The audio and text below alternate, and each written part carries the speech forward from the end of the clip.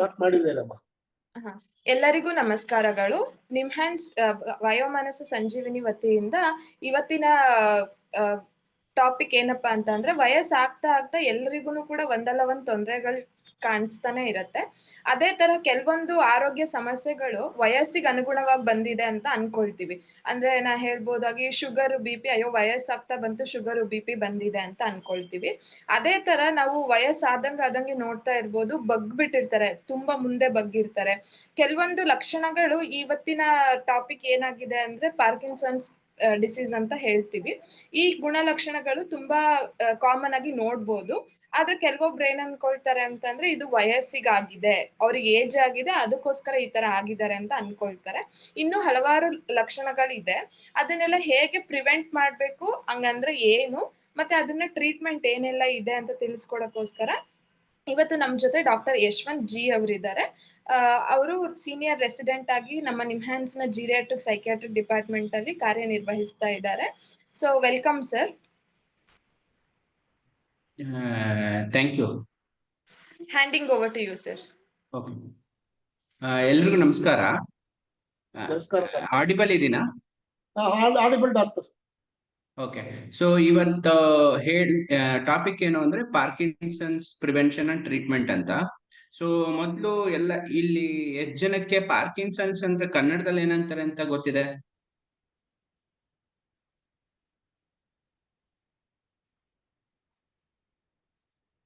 Parkinson's ಕಾಯಿಲೆ ಕನ್ನಡದಲ್ಲಿ ಏನಂತಾರೆ?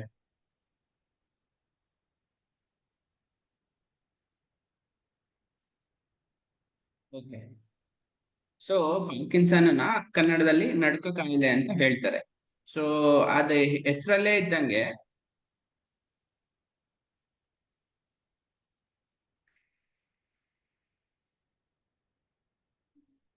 ಡಾಕ್ಟರ್, ತಮ್ಮ ಆಡಿಯೋ ಕಟ್ಟಾಗಿ ಬರುತ್ತೆ ಡಾಕ್ಟರ್. ಈಗ ಕೇಳಿಸ್ತಿಲ್ಲ? ಸ್ವಲ್ಪ ನೋಡ್ಬೇಕು ಡಾಕ್ಟರ್. ಓಕೆ, ಆಡಿಯೋ ಕಟ್ ಆಗುತ್ತೆ ಡಾಕ್ಟರ್. ಸೊ ಈಗ ಕೇಳಿಸ್ತಾ ಇದೆಯಾ? ಕೇಳ್ತಾ ಇದೆ ಡಾಕ್ಟರ್. ಓಕೆ, ಇವತ್ತಿನ ಅಜೆಂಡಾ ಏನು ಅಂದ್ರೆ ಈ ಪಾರ್ಕಿನ್ಸನ್ ಅಂದ್ರೆ ಏನು, ಈ ನಡುಕ ಕಾಯಿಲೆ ಅಂದ್ರೆ ಏನು ಅಂತ ನೋಡೋದು. ಆಮೇಲೆ ಇದನ್ನ ಹೇಗೆ ತಡೆಗಟ್ಟೋದಕ್ಕೆ ಏನಾರ ಮಾಡಬಹುದಾ ಅಂತ ತಿಳ್ಕೊಳೋದು, ಮತ್ತೆ ಬಂದ್ರೆ ಹೇಗೆ ಮ್ಯಾನೇಜ್ ಮಾಡೋದು ಅಂತ ತಿಳ್ಕೊಳೋದು. ಮುಖ್ಯವಾಗಿ ಈ 3 ಅಜೆಂಡಾ ಇಂದ ಇವತ್ತು ಇರೋ ಡಿಸ್ಕಷನ್. ಸೊ ಈ ಚಿತ್ರದಲ್ಲಿ ತೋರಿಸ್ದಂಗೆ ಒಬ್ಬ ವ್ಯಕ್ತಿಗೆ ಪಾರ್ಕಿನ್ಸನ್ ಬಂತು ಅಂದ್ರೆ ಯಾವ ರೀತಿ ಅವರಲ್ಲಿ ಬದಲಾವಣೆಗಳಾಗ್ತಾ ಇದೆ ಅಂದ್ರೆ, ಅವರು ಗೂನ್ ಬೆನ್ ತರ ಆಗೋದು, ಆಮೇಲೆ ನಡಿಬೇಕಾದ್ರೆ ನಿಧಾನಕ್ಕೆ ನಡೆಯೋದು, ಏನಾರು ಕೆಲಸ ಮಾಡ್ತಿರ್ಬೇಕಾದ್ರೆ ಕೈಯೆಲ್ಲ ನಡುಗೋದು. ಸೊ ಅದನ್ನ ಏನ್ ಲಕ್ಷಣ ಮುಖ್ಯವಾಗಿ ಅಂದ್ರೆ ಕೈ ನಡುಕ ಮತ್ತು ನಿಧಾನತೆ, ಮತ್ತು ನಡಿಬೇಕಾದ್ರೆ ಅವ್ರು ಸ್ಟೇಬಲ್ ಆಗಿ ನಡೆಯೋಕಾಗ್ದಲೆ ಬೀಳೋದು, ರಿಪೀಟೆಡ್ ಆಗಿ ಬೀಳೋದು, ಈ ತರ ಲಕ್ಷಣಗಳು ಬರೋದಕ್ಕೆ ಶುರು ಆಯ್ತು ಅಂದ್ರೆ ಪಾರ್ಕಿನ್ಸೋನಿಸಂ ಅಂತ ಅಂತಾರೆ ಮುಖ್ಯವಾಗಿ. ಆದ್ರೆ ಆ ಪಾರ್ಕಿನ್ಸೋನಿಸಂಗೆ ಕಾರಣ ಇರೋದು ಪಾರ್ಕಿನ್ಸನ್ಸ್ ಡಿಸೀಸ್ ಇಂದ ಇತ್ತು ಅಂದ್ರೆ ಅದು ಏನು ಕಾರಣ ಅಂದ್ರೆ ಬ್ಯಾಡ್ ಪ್ರೋಟೀನ್ ಡಿಪೋಸಿಷನ್. ಅದು ಎಲ್ಲಿರುತ್ತೆ ಅಂತ ನಾನು ಮುಂದೆ ಸ್ಲೈಡ್ ಅಲ್ಲಿ ತೋರಿಸ್ತೀನಿ.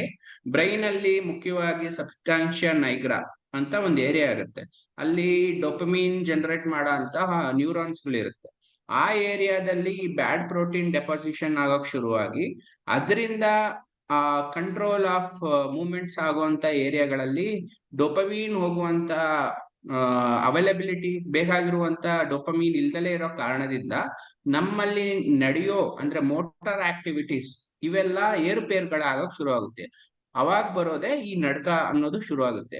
ನೆಕ್ಸ್ಟ್ ಅದು ಇನ್ನೂ ಸ್ವಲ್ಪ ಜಾಸ್ತಿ ಮುಂದೆ ಹೋದಾಗ ನಿಧಾನವಾಗಿ ನಡೆಯುವಂತ ಪ್ರಾಬ್ಲಮ್ಗಳು ಬರಕ್ ಶುರು ಆಗುತ್ತೆ. ಸೊ ಈ ಸ್ಲೈಡ್ ಅಲ್ಲಿ ಹೇಳ್ದಂಗೆ ಮುಖ್ಯವಾಗಿ ನಡುಕ ಮತ್ತೆ ಗಟ್ಟಿ ಆಗೋದು ಮತ್ತೆ ಪಾಸ್ಚರಲ್ ಇನ್ಸ್ಟೆಬಿಲಿಟಿ ಅಂದ್ರೆ ಬೀಳೋ ಅಂತ ಚಾನ್ಸಸ್ ಇರೋವಂಥದ್ದು. ಸೊ ನಾನು ಹೇಳ್ದಂಗೆ ಆ ಪೆಥಾಲಜಿ ಅಂದ್ರೆ ಅದ್ರಲ್ಲಿ ಅಂದ್ರೆ ಸಬ್ಸ್ಟಾನ್ಷಿಯಾ ನೈಗ್ರಾ, ಈ ಮೆದುಳು ಅನ್ನೋ ಇರುತ್ತಲ್ವಾ, ಅದರಲ್ಲಿ ಮುಖ್ಯವಾಗಿ ಬೇಸಲ್ ಏರಿಯಾ ಇರೋಂತ ಕಡೆ ಈ ಸಬ್ಸ್ಟಾನ್ಷಿಯಾ ನೈಗ್ರಾ ಇರೋದು. ಅಲ್ಲಿ ಹೋಗಿ ಬ್ಯಾಡ್ ಪ್ರೋಟೀನ್ ಸಿನ್ಯುಕ್ಲಿನ್ ಅಂತ ಕರಿತೀವಿ, ಇದು ಹೋಗಿ ಅಲ್ಲಿ ಡೆಪಾಸಿಟ್ ಆಗಿ ಅಲ್ಲಿರೋ ನರಗಳನ್ನ ಡ್ಯಾಮೇಜ್ ಮಾಡೋದ್ರಿಂದ ಬರುವಂತ ಕಾಯಿಲೆ ಇದು. ಸೊ ಇದು ಬಂದಾಗ ಕಾಣಿಸುವಂತ ಸಿಂಪ್ಟಮ್ಸ್ ಗಳನ್ನ ಮುಖ್ಯವಾಗಿ 2 ರೀತಿಯಲ್ಲಿ ಡಿವೈಡ್ ಮಾಡ್ತಾರೆ. ಏನಪ್ಪಾ 2 ರೀತಿ ಅಂದ್ರೆ ಮೋಟಾರ್ ಸಿಂಪ್ಟಮ್ಸ್, ನಾನ್ ಮೋಟಾರ್ ಸಿಂಪ್ಟಮ್ಸ್. ಅಂದ್ರೆ ನಡೆಯೋ ವಿಷಯದಲ್ಲಿ ಬರುವಂತ ಲಕ್ಷಣಗಳು, ನಡೆಯೋ ವಿಷಯಗಳಲ್ಲಿ ಬಿಟ್ಟು ಬೇರೆ ಲಕ್ಷಣಗಳು ಯಾವ್ಯಾವು.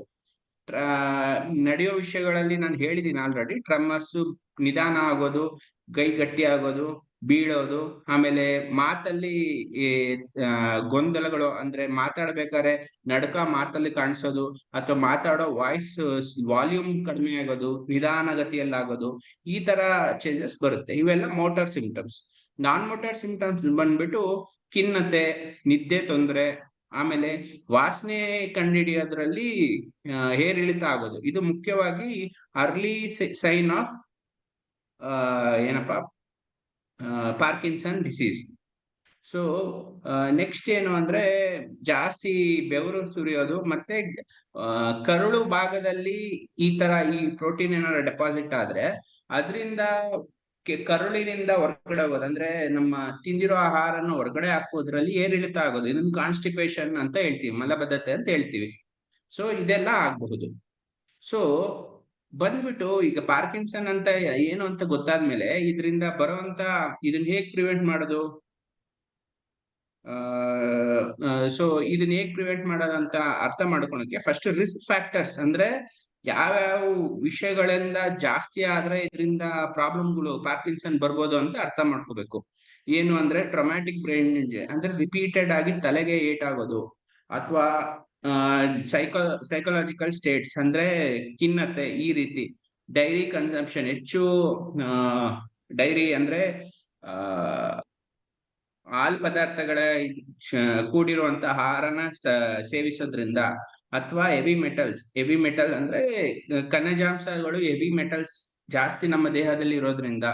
ಆದ್ರೆ ಸ್ವಲ್ಪ ಪ್ರೊಟೆಕ್ಟಿವ್ ಫ್ಯಾಕ್ಟರ್ಸ್ ಯಾವ ಅಂದ್ರೆ ರೈಟ್ ಸೈಡ್ ಇರುವಂತದ್ದು, ಅಂದ್ರೆ cigarette, exercise, plasma levels, coffee, medications 2 ರೀತಿನೂ ಎಫೆಕ್ಟ್ ಆಗ್ಬೋದು. ಸೊ ಇವುಗಳಲ್ಲಿ ಬದಲಾವಣೆ ಮಾಡೋದ್ರಿಂದ ನಾವು ಪಾರ್ಕಿನ್ಸನ್ ಬರುವುದನ್ನು ನಾವು ತಡೆಗಟ್ಟೋದಕ್ಕೆ ಪ್ರಯತ್ನ ಮಾಡಬಹುದು ಅಂತ ರಿಸರ್ಚ್ ಹೇಳ್ಕೊಟ್ಟಿದೆ. ಸೊ ಯಾವ ರೀತಿಯಲ್ಲಿ ಪ್ರಿವೆನ್ಷನ್ ಮಾಡಬಹುದು? ಮುಖ್ಯವಾಗಿ 2 ವಿಧಾನ ಈಗ ಬಂದಿರುವಂತ ರಿಸರ್ಚ್ ಪ್ರಕಾರ. ಒಂದು ಎಕ್ಸಸೈಸ್, ಎರೋಬಿಕ್ ಎಕ್ಸಸೈಸ್ ಅಂತ ಹೇಳ್ತಾರೆ. ಎರೋಬಿಕ್ ಅಂದ್ರೆ ಏನು ಅಂತ ನಿಮ್ಗೆಲ್ಲ ಡೌಟ್ ಬರುತ್ತೆ. ನಮ್ಮ ಹಾರ್ಟ್ ರೇಟ್ ಅನ್ನ ಮೆಜರ್ ಮಾಡಿದಾಗ ಅತಿ ಹೆಚ್ಚು ಹಾರ್ಟ್ ರೇಟ್ ಎಲ್ಲಿಗೆ ಹೋಗುತ್ತೆ ಅಂದ್ರೆ ಕೆಲವರಿಗೆ 140, 150, 200 ಮೇಲೆ ಹೋದ್ರೆ ಪ್ರಾಬ್ಲಮ್. ಆ 150, 160 ಇಲ್ಲಿವರೆಗೂ ಮ್ಯಾಕ್ಸಿಮಮ್ ಹಾರ್ಟ್ ರೇಟ್ ಹೋಗ್ಬಹುದು. ಸೊ ಈ ತರ ಹೋಗೋ ಹಾರ್ಟ್ ರೇಟ್ ಅಲ್ಲಿ 80 ರಿಂದ 85% of that your maximum heart rate ಇರುವಂತ ಬೀಟ್ ಅನ್ನ ಮೇಂಟೈನ್ ಮಾಡಿ ಅಟ್ಲೀಸ್ಟ್ ಒಂದು 30 ನಿಮಿಷ ದಿನದಲ್ಲಿ ನಾವು ಆಕ್ಟಿವ್ ಆಗಿದ್ವಿ ಅಂದ್ರೆ ಅದನ್ನ ನಾವು ಎರೋಬಿಕ್ ಎಕ್ಸಸೈಸ್ ಅಂತ ಕರಿತೀವಿ. ಸೊ ಡಯಟ್ ಅಂದ್ರೆ ಯಾವ ರೀತಿ ಡಯಟ್ ಅಂತ ಕೇಳ್ತೀರಾ? ಸೊ ಡಯಟ್ ಮುಖ್ಯವಾಗಿ ಹಸಿರು ಪದಾರ್ಥಗಳು ಮತ್ತು ಮೆಡಿಟರೇನಿಯನ್ ಡಯಟ್, ಅಂದ್ರೆ ಒಮೆಗಾ 3 ಫ್ಯಾಟಿ ಆಸಿಡ್, ಅಂದ್ರೆ ಮೀನಿನ ಪದಾರ್ಥ, ಸೀ ಫುಡ್, ಆಮೇಲೆ ಒಳ್ಳೆ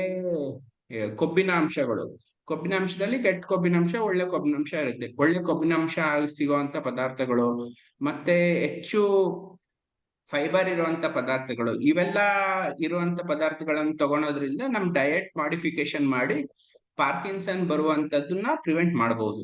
ಸೊ ಇವೆರಡನ್ನೂ ಮಾಡಿದ್ರೆ ಇನ್ನೂ ಜಾಸ್ತಿ ಬೆನಿಫಿಟ್ ಜಾಸ್ತಿ ಆಗುತ್ತೆ.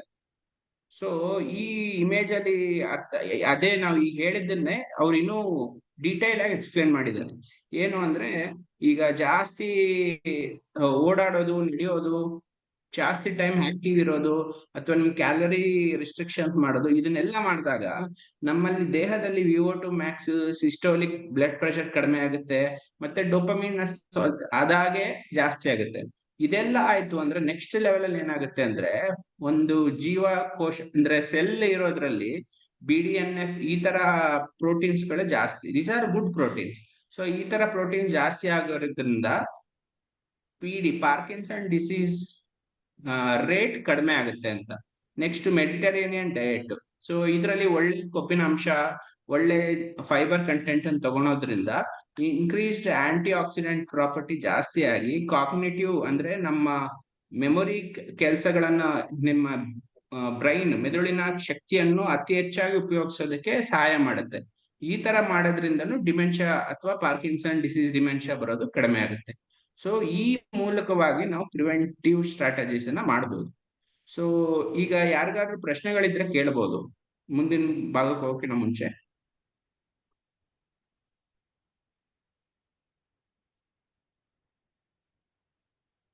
ಸರ್ ಒಳ್ಳೆ ಕೊಬ್ಬು ಅಂತ ಯಾವ್ಯಾವ ಫುಡ್ ಇದೆ ಅಂತ ಹೇಳ್ಕೊಟ್ರೆ ಹೆಲ್ಪ್ ಆಗುತ್ತೆ. ಏನ್ ಹೇಳಿ?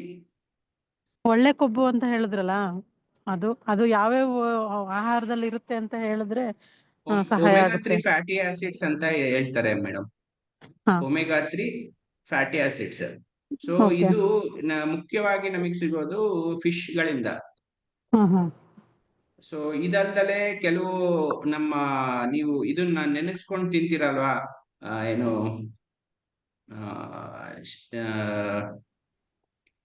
ಏನಂತಾರೆ ಅದಕ್ಕೆ, ಬಾದಾಮಿ, ಇವು ಓಕೆ, ಡ್ರೈ ಫ್ರೂಟ್ಸ್. ಈ ಇದರಲ್ಲಿ ನಮ್ಗೆ ಒಮೆಗಾ 3 ಫ್ಯಾಟಿ ಆಸಿಡ್ಸ್ ಜಾಸ್ತಿಯಾಗಿರುತ್ತೆ. ಸೊ ಇನ್ನು ನೀವು ಇದು ವೆಜಿಟೇರಿಯನ್ ಅವರಲ್ಲಿ ನೋಡ್ಬೇಕು ಅಂದ್ರೆ ಚಿಯಾ ಸೀಡ್ಸ್, ಫ್ಲಾಕ್ಸ್ ಸೀಡ್ಸ್ ಅಂತ ಈಗ ಹೊಸದಾಗಿ ಬರ್ತಾ ಇದೆ ಟ್ರೆಂಡ್. ಸೊ ಈ ತರ ಸೀಡ್ಸ್ ಗಳಲ್ಲಿ ಹೆಚ್ಚು ಒಮೆಗಾ 3 ಆಸಿಡ್ ಕಂಟೆಂಟ್ ಜಾಸ್ತಿ ಇರುತ್ತೆ. Okay, thank you sir.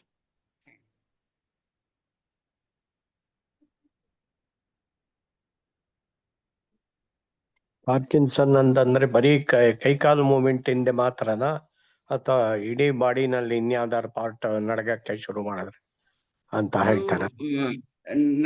ನಡುಗುವುದು tremors ಅಂತ ಇರುತ್ತಲ್ಲ ಸರ್, ಅದೇ ಬೇರೆ ಒಂದು ಕ್ಯಾಟಗರಿ. ಸೊ ಅದಕ್ಕೆ ನಡುಗೋದಕ್ಕೆ ಕಾರಣಗಳನ್ನ ಹುಡುಕ್ಬೇಕಾಗತ್ತೆ. ಸೊ ಈಗ ಎಸೆನ್ಷಿಯಲ್ ಟ್ರೆಮರ್ಸ್ ಅಂತ ಕರಿತೀವಿ. ಆಮೇಲೆ ವಂಶ ಪಾರಂಪರ್ಯವಾಗಿ ಕೆಲವರಿಗೆ ಟ್ರೆಮರ್ಸ್ ಬರುತ್ತೆ, ಟಿಟ್ಯುಬೇಷನ್ ಅಂತ ಕರಿತೀವಿ. ಈ ತರ ತುಂಬಾ ಕೆಲವರು ಆಂಕ್ಷಿಯಸ್ ಸ್ಟೇಟ್ ಅಲ್ಲಿ, ಅಂದ್ರೆ ತುಂಬಾ ಗಾಬರಿ ಆಗ್ತಿರ್ಬೇಕಾದ್ರೂ ಕೈ ನಡುಗುತ್ತೆ. ಸೊ ಈ ತರ ಇರೋ ನಡುಕಗಳು ಬೇರೆ. ಈ ಪಾರ್ಕಿನ್ಸನ್ ಕಾಯಿಲೆಯಿಂದ ಬರುವಂತ ಟ್ರೆಮರ್ಸ್ ಬೇರೆ, ಅದರಲ್ಲಿ ಕ್ಯಾರೆಕ್ಟರಿಸ್ಟಿಕ್ ಬೇರೆ ಇರುತ್ತೆ. ಉದಾಹರಣೆಗೆ ಪಾರ್ಕಿನ್ಸನ್ ಇಂದ ಬರುವಂತ ಕಾಯಿಲೆ ನಡುಕ ಅನ್ನೋದು ಮುಖ್ಯವಾಗಿ ಒಂದು ಕೈಯಿಂದ ಶುರು ಆಗುತ್ತೆ, ಒಂದು ಕಡೆ, ಅಂದ್ರೆ ಯೂನಿಲ್ಯಾಟ್ರಲ್ ಅಂತ ಹೇಳ್ತೀವಿ. ಅದು ಬರ್ತಾ ಇನ್ನೊಂದು ಕೈಗೆ ವ್ಯಾಪಿಸ್ಕೊಂತ ಹೋಗುತ್ತೆ. ಸೊ ಬೇರೆ ಯಾವ್ದಾದ್ರು ವಂಶ ಪಾರಂಪರ್ಯದಿಂದ ಬಂದಿರೋದು ಅಥವಾ ಗಾಬರಿ ಆಗುವಂತ ನಡುಕಗಳು ಎರಡು ಕೈಯಲ್ಲಿ ಒಂದೇ ಸತಿ ಕಾಣಿಸುತ್ತೆ. ಈ ತರ ನಾವು ಡಿಫ್ರೆನ್ಶಿಯೇಟ್ ಮಾಡ್ತೀವಿ.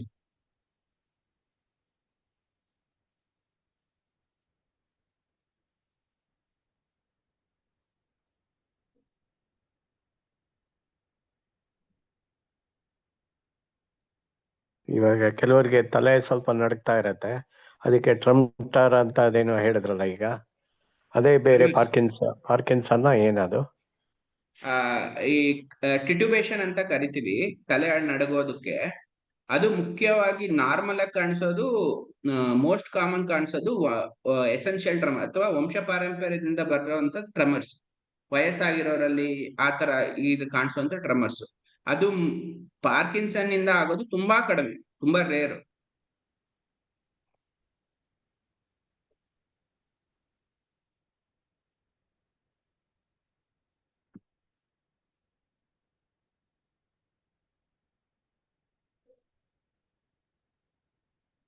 ಯಾರಿಗಾದ್ರೂ ಏನಾದ್ರು ಡೌಟ್ ಇದೆಯಾ?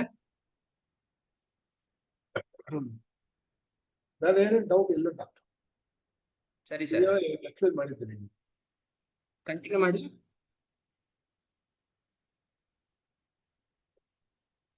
What is introduction of compensatory mechanism doctor? ಏನ್ ಹೇಳಿ ಸರ್, ಸ್ವಲ್ಪ ಕ್ಲಿಯರ್ ಇಲ್ಲ. What is introduction of compensatory mechanism? Introduction of compensatory ಅಂದ್ರೆ ಯಾವ ವಿಷಯಕ್ಕೆ ಕಾಂಪನ್ಸೇಟರಿ ಮೆಕ್ಯಾನಿಸಮ್ ಸರ್? ನೀವು ಮಾಡಿದರೆ ಪಾರ್ಕಿನ್ಸನ್ಸ್ ಡಿಸೀಸ್ ಸ್ಪೆಸಿಫಿಕ್ ಎಫೆಕ್ಟ್ಸ್ ನೀವು ಮೆನ್ಷನ್ ಮಾಡಿದ್ದಾರೆ. ಇಂಟ್ರೊಡಕ್ಷನ್ ಆಫ್ ಕಾಂಪನ್ಸೇಟರಿ ಎಫೆಕ್ಟ್ಸ್ ತಮ್ಮ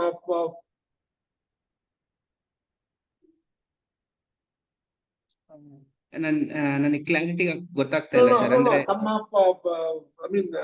ಪ್ರೆಸೆಂಟೇಷನ್ ನೀವು ಮಾಡಿದರೆ ಇಂಟ್ರೊಡಕ್ಷನ್ ಆಫ್ ಕಾಂಪನ್ಸೇಟರಿ ಎಫೆಕ್ಟ್ ಮಾಡಿದ್ದೀರಾ. ಅದು ಇಂಡಕ್ಷನ್ ಆಕ್ಚುಲಿ ಲಾಸ್ಟ್ ಸ್ಲೈಡ್ ಅಲ್ಲಿ ಪ್ರೀವಿಯಸ್ ಸ್ಲೈಡ್ ನೀವು ಲಾಸ್ಟ್ ಸ್ಲೈಡ್ ಅಲ್ಲಿ ಲಾಸ್ಟ್ ಸ್ಲೈಡ್ ಸ್ವಲ್ಪ ಹೋಗಿ sir doctor. Last slide induction of ಅಂತ ಇದೆ. Next next next next next next doctor. ಇದೆ ಇದೆ ಇದೆ ಸ್ವಲ್ಪ ಪ್ರೀವಿಯಸ್ ಸ್ವಲ್ಪ ಪ್ರೀವಿಯಸ್ ಸ್ವಲ್ಪ ಸ್ವಲ್ಪ ಇಂಡಕ್ಷನ್ ಆಫ್ ಕಾಂಪನ್ಸೇಟರಿ ಮೆಕ್ಯಾನಿಸಮ್.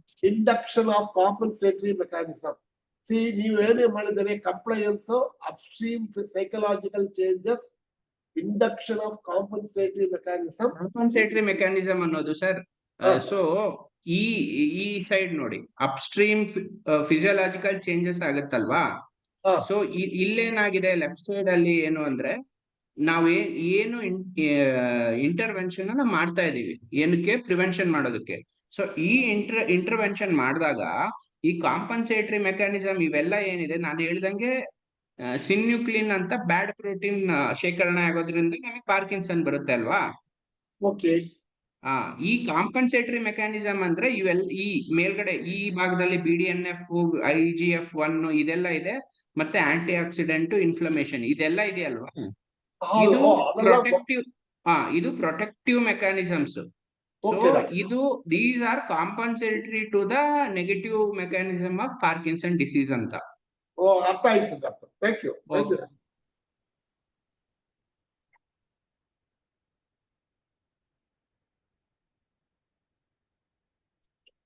ಯಾವ್ದು ಟೆಸ್ಟ್ ಮಾಡ್ಬೇಕು ಅದಕ್ಕೂ ಡಿಟೆಕ್ಟ್ ಮಾಡುವ? ಇದು ಪಾರ್ಕಿನ್ಸನ್ಸ್ ಅನ್ನೋದು ಮುಖ್ಯವಾಗಿ ಕ್ಲಿನಿಕಲ್ ಡಯಾಗ್ನೋಸ್ ಮಾಡೋದು. ಅದಕ್ಕೆ ಕ್ಲಿನಿಕಲ್ ಡಯಾಗ್ನೋಸಿಸ್ ಅಂದ್ರೆ ಕೈ ನಡ್ಕ, ಅದರಲ್ಲಿ ಮುಖ್ಯವಾಗಿ 4 ಅಂದ್ರೆ ಟ್ರ್ಯಾಪ್ ಅಂತ ಕರಿತೀವಿ: ಟ್ರೆಮರ್, ರಿಜಿಡಿಟಿ, ಅಕೈನೇಷಿಯಾ ಮತ್ತೆ ಪಾಸ್ಚರಲ್ ಇನ್ಸ್ಟೆಬಿಲಿಟಿ. ಇದ್ರಲ್ಲಿ ಅಟ್ಲೀಸ್ಟ್ 2 ಕ್ಯಾರೆಕ್ಟರಿಸ್ಟಿಕ್ ಆಗಿ ಪಾರ್ಕಿನ್ಸನ್ ಅಲ್ಲಿ ಕಾಣಿಸ್ತಾ ಇದೆ ಅಂದ್ರೆ ಓಕೆ, ಇದು ಪಾರ್ಕಿನ್ಸನ್ ಡಿಸೀಸ್ ಇರ್ಬೋದು ಅಂತ ಅನ್ಕೊಂತೀವಿ. ಅದ್ರ ಜೊತೆ ಅಡಿಷನಲ್ ಆಗಿ ನಿಮಗೆ ಬೇರೆ ನಾನ್ ಮೋಟಾರ್ ಫಂಕ್ಷನ್ಸ್ ಅಂದ್ರೆ ಕಾನ್ಸ್ಟಿಪೇಷನ್ ಆಗೋದು, ಈ ತರ ಲಕ್ಷಣಗಳಿದ್ರೆ ಇನ್ನೂ ಐಡೆಂಟಿಫಿಕೇಶನ್ ಮಾಡೋದಕ್ಕೆ ಚೆನ್ನಾಗುತ್ತೆ. ಅದ್ರ ಜೊತೆ MRI ಮಾಡಿ ಅದ್ರಲ್ಲಿ ಏನಾದ್ರೂ ಚೇಂಜಸ್ ಇದೆ, ಅದೇ ನಾನು ಹೇಳಿದ್ನಲ್ಲ ಸಬ್ಸ್ಟಾನ್ಷಿಯಾ ನೈಗ್ರಾ ಅಂತ, ಆ ಏರಿಯಾದಲ್ಲಿ ಆಗೋ ಚೇಂಜಸ್ ಕಾಣಿಸ್ತು ಅಂದ್ರೆ ಇದು 100% ಪಾರ್ಕಿನ್ಸನ್ ಡಿಸೀಸ್ ಇಂದಾನೆ ಈ ಪಾರ್ಕಿನ್ಸೋನಿಸಮ್ ಸಿಂಪ್ಟಮ್ಸ್ ಕಾಣಿಸ್ತಿದೆ ಅಂತ ಹೇಳ್ಬೋದು. ಅದ್ರ ಮೇಲೇನೋ ನಿಮಗೆ ಕ್ಲಿಯರ್ ಆಗಿ ಇದ್ಬೇಕು ಅಂದ್ರೆ ಬಯಾಪ್ಸಿ ತೆಗಿತಾರೆ, ಆದ್ರೆ ಅದು ಬರೀ ಇದು ತೀರ್ಕೊಂಡಿರೋರಲ್ಲಿ ತೆಗೆಯುವಂಥದ್ದು, ಲೈವ್ ಆಗಿರೋರಿಗೆ ಯಾರಿಗೂ ಮಾಡಲ್ಲ ಅದನ್ನ. Okay doctor, thank you doctor. Thank you. ಅರ್ಥ ಆಯ್ತು doctor. Thank you. Okay see, next ಹೋಗ್ಲಾ? Please doctor. ಸೊ ಮ್ಯಾನೇಜ್ಮೆಂಟ್ ಬಂದ್ಬಿಟ್ಟು ಇದು ತುಂಬಾ ಕ್ಲಟರ್ ಆಗಿರುವಂತ ಸ್ಲೈಡ್. ಇದು ಎಲ್ಲ 1817 ಇಂದ 2017 ವರೆಗೂ ಏನೇನ್ ಫೈಂಡಿಂಗ್ಸ್ ಆಗಿದೆ ಅಂತ ಮುಖ್ಯವಾಗಿ ತೋರಿಸಿರೋದು. ಇದ್ರಲ್ಲಿ ನಾವು ಏನ್ ಅರ್ಥ ಮಾಡ್ಕೋಬೇಕು ಅಂದ್ರೆ, ನಾನು ಹೇಳ್ದಂಗೆ ಸಬ್ಸ್ಟಾನ್ಷಿಯಾ ನೈಗ್ರಾದಲ್ಲಿ ಡೋಪಮಿನ್ ಪ್ರೊಡ್ಯೂಸ್ ಮಾಡೋ ಅಂತ ನರಗಳಲ್ಲಿ ಡ್ಯಾಮೇಜ್ ಆಗೋದ್ರಿಂದ ಡೋಪಮಿನ್ ಕಡಿಮೆ ಆಗುತ್ತೆ ಅಂತ. ಸೊ ಇದು ಬೇಸಿಕ್ ಪೆಥಾಲಜಿ. ಸೊ ಈಗ ಏನ್ ಮಾಡ್ಬೇಕು ನಾವು, ಹೊರಗಡೆಯಿಂದ ಡೋಪಮಿನ್ ಕೊಡ್ಬೇಕು. ಸೊ ಆ ತರ ಕೊಡೋದ್ರಲ್ಲಿ ಡೋಪಮಿನ್ ಹೊರಗಡೆಯಿಂದ ಟ್ಯಾಬ್ಲೆಟ್ ಸ್ವರೂಪದಲ್ಲಿ ಕೊಡೋದನ್ನ ಮಾಡಕ್ ಶುರು ಮಾಡಿದಾಗ 1962 ಇಂದ ಮಾಡಕ್ ಶುರು ಮಾಡಿದ್ರು. ಸೊ ಅದು ಕೊಟ್ಟಾಗ ಸೊ ನಮ್ಮ ಟಾರ್ಗೆಟ್ ಇರೋದು ಬೆದುಳಲ್ಲಿ ಒಂದು ಭಾಗ, ಎಲ್ಲಿ ಸಬ್ಸ್ಟಾನ್ಷಿಯಾ ನೈಗ್ರಾ. ಆದ್ರೆ ನಾವು ಟ್ಯಾಬ್ಲೆಟ್ ಕೊಟ್ಟಾಗ ಅದಕ್ಕೆ ಹೋಗಿ ತೂರ್ಸಲ್ಲ, ನಾವು ಬಾಯಿಂದ ತಗೊಂಡು ಅದು ಶರೀರದಲ್ಲಿ ಎಲ್ಲ ಮೆಟಬಾಲಿಸಮ್ ಆಗಿ ಆಮೇಲೆ ತಲೆಗೆ ಹೋಗಿ ಆ ಭಾಗದಲ್ಲಿ ಆಕ್ಟ್ ಮಾಡ್ಬೇಕು. ಅದೇ ತರ ಅಲ್ಲಿಗೆ ಹೋಗಿ ಮಾಡೋದ್ರ ಜೊತೆ ಬೇರೆ ಎಲ್ಲೆಲ್ಲೋ ಮಾಡಕ್ ಶುರು ಮಾಡ್ತಾರೆ. ಸೊ ಅದ್ರಿಂದನೇ ಸ್ವಲ್ಪ ಸೈಡ್ ಎಫೆಕ್ಟ್ ಗಳು ಕೂಡ ಕಾಣಿಸುತ್ತೆ. ಅದ್ರನ್ನ ಇದು ಮಾಡೋದಕ್ಕೆ ಕಾಂಬಿನೇಷನ್ ಆಗಿ ಬೇರೆ ಒಂದೊಂದು ಡ್ರಗ್ ಅನ್ನ ಆಡ್ ಮಾಡಿ ಅದ್ರ ಅವೈಲಬಿಲಿಟಿ ಜಾಸ್ತಿ ಮಾಡಕ್ ಮಾಡಿ ಸಿಂಡೋಪಾ ಅಂತ ಕೊಡಕ್ ಈಗ ಶುರು ಮಾಡ್ತಾರೆ. ಅದು ಬೇಸಿಕ್ ಡ್ರಗ್. ಅದ್ರ ಜೊತೆ ಮಾವೋಬಿ ಇನ್ಹಿಬಿಟರ್ಸ್, ಕಾಂಪ್ಟ್ ಇನ್ಹಿಬಿಟರ್ಸ್ ಅಂತ ಎಲ್ಲ ಬೇರೆ ಬೇರೆ ಡ್ರಗ್ ಇದೆ. ಸೊ ಈ ಮುಖ್ಯವಾಗಿ ಈ ತರ ಈ ಸ್ವಲ್ಪ ವೈಲೆಟ್ ಕಲರ್ ಅಲ್ಲಿ ಇರೋದು ಮುಖ್ಯವಾಗಿ ಡೋಪಮಿನ್ ಡ್ರಗ್ಸ್. ನಾನ್ ಡೋಪಮಿನರ್ಜಿಕ್ ಏಜೆಂಟ್ಸ್ ಕೂಡ ಇರುತ್ತೆ. ಎಕ್ಸಾಂಪಲ್ ಅಮ್ಯಾಂಟೆಡಿನೋ, ಟ್ರೈಕ್ಸಿಫೆನಿಡಿಲ್, ಇದೆಲ್ಲ ಬಂದ್ಬಿಟ್ಟು ಮುಖ್ಯವಾಗಿ ಡೊಪಮೀನ್ ಅಲ್ಲಿ ಆಕ್ಟ್ ಮಾಡಲ್ಲ, ಬಿಟ್ಬಿಟ್ಟು ಬೇರೆ ಕಡೆ ಬೇರೆ ಮೂಲಕವಾಗಿ NMDA ರಿಸೆಪ್ಟರ್ಸ್, ಈ ಅಡ್ರಿನರ್ಜಿಕ್ ರಿಸೆಪ್ಟರ್ಸ್, ಈ ತರ ರಿಸೆಪ್ಟರ್ಸ್ ಗಳಲ್ಲಿ ಆಕ್ಟ್ ಮಾಡ್ಬಿಟ್ಟು ಅವು ತಮ್ಮ ಕೆಲಸಗಳನ್ನ ಮಾಡುತ್ತೆ. ಸೊ ಈ ಮೆಕ್ಯಾನಿಸಮ್ ನ ಅರ್ಥ ಮಾಡ್ಕೊಂಡ್ರೆ ನಾವು ಡೋಪಮೀನ್ ಏನಕ್ಕೆ ಕೊಡ್ತೀವಿ, ಏನಕ್ಕೆ ಕಡಿಮೆ ಆಗಿದೆ, ಹೆಂಗ್ ರಿಪ್ಲೇಸ್ ಮಾಡ್ತೀವಿ ಅಂತ ಗೊತ್ತಾಗುತ್ತೆ. ಸೊ ಲಿವೋಡೋಪನ ಹೊರಗಡೆಯಿಂದ ಕೊಟ್ಟಾಗ ಅದು ಬಂದ್ಬಿಟ್ಟು ನಮ್ಮ ನ್ಯೂರಾನ್, ಇದು ನ್ಯೂರಾನಿನ್ ಹಿಂದ್ಗಡೆ ಭಾಗ, ಇದು ನ್ಯೂರಾನಿನ್ ಮುಂದ್ಗಡೆ ಭಾಗ. ಇಲ್ಲಿ ಏನಾಗ್ತಾ ಇದೆ, ಇಲ್ಲಿಂದ ಬರುವಂತ ಡೋಪಮಿನ್ ಕಡಿಮೆ ಆಗಿರುತ್ತೆ ಪಾರ್ಕಿನ್ಸನ್ ಅಲ್ಲಿ. ಸೊ ನಾವು ಎಕ್ಸ್ಟ್ರಾ ಡೋಪಮಿನ್ ಕೊಟ್ಬಿಟ್ಟು ಈ ಕೆಲಸಗಳನ್ನ ಮಾಡಕ್ ಶುರು ಮಾಡ್ತೀವಿ. ಬರ್ತಾ ಬರ್ತಾ ಇನ್ನೂ ಕಡಿಮೆ ಆಗುತ್ತೆ, ಅವಾಗ ಡೋಸ್ ಜಾಸ್ತಿ ಮಾಡ್ತಾ ಹೋಗ್ತೀವಿ. ಇದು ಕಡಿಮೆ ಆಗೋ ಕಾರಣ ಏನು, ಸಿನ್ಯೂಕ್ಲಿನ್, ಅದು ಬ್ಯಾಡ್ ಪ್ರೋಟೀನ್ ಡೆಪಾಸಿಟ್ ಆಗೋದು. ಅದನ್ನ ನಾವು ತಡಿತಾ ಇಲ್ಲ, ಬರೀ ಸಿಂಪ್ಟಮ್ಯಾಟಿಕ್ ಆಗಿ ಟ್ರೀಟ್ಮೆಂಟ್ ಕೊಡ್ತಾ ಇದೀವಿ. ಯಾಕೆ ತಡೆಯಕ್ ಆಗ್ತಾ ಇಲ್ಲ, ಆ ಪ್ರೋಟೀನ್ ಅನ್ನ ಶೇಖರಣೆಯನ್ನ ಅಥವಾ ತಯಾರಿಸೋದನ್ನ ಕಡಿಮೆ ಮಾಡೋದಕ್ಕೆ ಈ ಟ್ರೀಟ್ಮೆಂಟ್ ಇನ್ನು ಗೊತ್ತಾಗಿಲ್ಲ. ಸೊ ಸಿಂಪ್ಟಮ್ಯಾಟಿಕ್ ಆಗಿ ಟ್ರೀಟ್ಮೆಂಟ್ ಕೊಡ್ತಾ ಇರ್ತೀವಿ. ಇಲ್ಲಿ ಅಷ್ಟೇ ಆಕ್ಟ್ ಆದ್ರೆ ವೆರಿ ಗುಡ್. ಆದ್ರೆ ಈ ಡೋಪಮೀನ್ ಹೋಗ್ಬಿಟ್ಟು ಬೇರೆ ಕಡೆ ಆಕ್ಟ್ ಆಗಿ, ಈಗ ನಾನು ಹೇಳ್ದಂಗೆ ನಾನ್ ಮೋಟಾರ್ ಸಿಂಪ್ಟಮ್ಸ್ ಇರುತ್ತೆ, ನಮ್ಮ ಹೊಟ್ಟೆ ಕರುಳಲ್ಲೂ ಕೂಡ ಡೋಪಮೀನ್ ರಿಸೆಪ್ಟರ್ಸ್ ಇರುತ್ತೆ, ಅಲ್ಲೋಗಿ ಆಕ್ಟ್ ಆಗುತ್ತೆ. ಅಲ್ಲಿ ಆಕ್ಟ್ ಆದಾಗ ಲೂಸ್ ಮೋಷನ್ ಆಗೋದು, ಕಾನ್ಸ್ಟಿಪೇಷನ್ ಆಗೋದು, ಅಥವಾ BP ಎಲ್ಲಿ ಸಡನ್ ಆಗಿ BP ಕಡಿಮೆ ಆಗೋದು, ಈ ತರ ಸೈಡ್ ಎಫೆಕ್ಟ್ಗಳು ಕೂಡ ಬರುತ್ತೆ.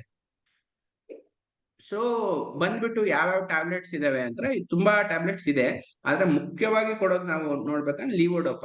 ಸೊ ಇದನ್ನ ದಿನದಲ್ಲಿ 4 ಸತಿ ಕೊಡೋಕ್ ಶುರು ಮಾಡಿ, 4 ಸತಿ ಕೊಡೋದು, ಅದನ್ನ ಅರ್ಧ ಕೊಡೋದು, ಬರ್ತಾ ಬರ್ತಾ ಒಂದೊಂದು ಕೊಡೋದು. ಮ್ಯಾಕ್ಸಿಮಮ್ 1000ದಿಂದ 1500 mg ವರೆಗೂ ಒಂದ್ ದಿನದಲ್ಲಿ ಕೊಡ್ಬಹುದು. ಅದು ಕೊಟ್ರು ಏನು ಆಗ್ತಾ ಇಲ್ಲ ಅಂದಾಗ ಬೇರೆ ಕೆಳಗಡೆ ಇರೋ ಡ್ರಗ್ಗಳನ್ನ ಆಡ್ ಮಾಡ್ತಾರೆ. ಈ ಕೆಳಗಡೆ ಇರೋ ಡ್ರಗ್ಗಳು ತುಂಬಾ ಸ್ವಲ್ಪ ಸೈಡ್ ಎಫೆಕ್ಟ್ಗಳು ಜಾಸ್ತಿ ಕಂಪೇರ್ ಟು ಲಿವೋಡೋಪ. ಸೊ ಅದನ್ನ ಆಡ್ ಮಾಡಿದಾಗ್ಲೂ ಕೂಡ ನಿಮಗೆ ರೆಸ್ಪಾನ್ಸ್ ಬರ್ತಾ ಇಲ್ಲ, ನೆಕ್ಸ್ಟ್ ಏನ್ ಮಾಡೋದು, ಟ್ಯಾಬ್ಲೆಟ್ಗಳೆಲ್ಲ ಕೊಟ್ರು ಏನು ಆಗ್ತಾ ಇಲ್ಲ, ನೆಕ್ಸ್ಟ್ ಏನ್ ಮಾಡ್ಬೋದು,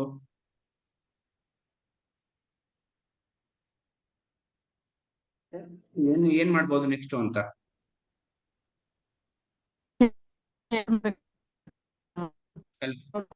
ಹೇಳಿ.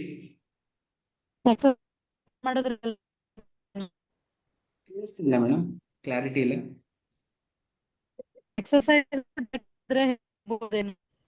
ಎಕ್ಸಸೈಸ್ ಅದೆಲ್ಲ ಪ್ರಿವೆಂಟಿವ್. ನೋಡಿ, ಯಾವುದೇ ಕಾಯಿಲೆ ಏನು ಅಂತ ನಾವ್ ಅರ್ಥ ಮಾಡ್ಕೋಬೇಕು ಅಂದ್ರೆ, ಕಾಯಿಲೆ ಬರೋಕಿನ ಮುಂಚೆ ಮಾಡೋ ಅಂತ ಕೆಲ್ಸಗಳು ಬೇರೆ, ಕಾಯಿಲೆ ಬಂದ್ಮೇಲೆ ಮಾಡೋ ಅಂತ ಕೆಲ್ಸಗಳು ಬೇರೆ. ಸೊ ಬೇರೆದ್ ಏನ್ ಮಾಡ್ಬೋದು, ಈ ಟ್ಯಾಬ್ಲೆಟ್ಸ್ ಕೊಟ್ಮೇಲೆ ಏನು ಆಗ್ತಾ ಇಲ್ಲ ಅಂದ್ರೆ,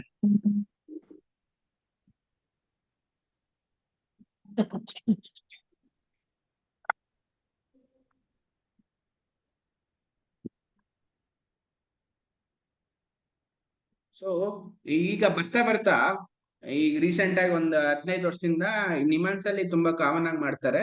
ಇದು ಡೀಪ್ ಬ್ರೈನ್ ಸ್ಟಿಮ್ಯುಲೇಷನ್ ಅಂತ ಒಂದು ಸರ್ಜಿಕಲ್ ಪ್ರೊಸೀಜರ್ ಮಾಡ್ತಾರೆ. ಇಲ್ಲಿ ಏನ್ ಮಾಡ್ತಾರೆ ಅಂದ್ರೆ, ಒಂದು ಎಲೆಕ್ಟ್ರೋಡ್ ಅನ್ನ ಇಟ್ಟಿರ್ತಾರೆ, ಇದು ಮೈಕ್ರೋ ಸಣ್ಣ ಒಂದು ಸೂಜಿ, ಒಂದು ಆಪ್ಟಿಕ್ ಫೈಬರ್ ಸೈಜ್ ಅಲ್ಲಿರುವಂತ ಒಂದು ಇದನ್ನ ನಿಮ್ಮ ಪರ್ಟಿಕ್ಯುಲರ್ ಏರಿಯಾ, ಈ ಗ್ಲೋಬಸ್ ಪಲಿಡಸ್ ಇರ್ಬೋದು, ಸಬ್ಥಾಲಾಮಿಕ್ ನ್ಯೂಕ್ಲಿ, ಇವೆಲ್ಲ ನಮ್ಮ ಬ್ರೈನ್ ನಲ್ಲಿರೋ ಒಂದೊಂದು ಏರಿಯಾ.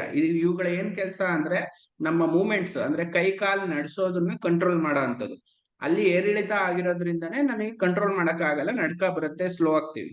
ಸೊ ಈ ಪ್ರೊಸೀಜರ್ ಅಲ್ಲಿ ಏನ್ ಮಾಡ್ತಾರೆ ಅಂದ್ರೆ, ಸಣ್ಣ ವೈರ್ ತರ ಪಾಸ್ ಮಾಡಿ ಆ ಏರಿಯಾಗ ಹೋಗ್ಬಿಟ್ಟು ಸ್ಟಿಮ್ಯುಲೇಟ್ ಮಾಡ್ತಾರೆ.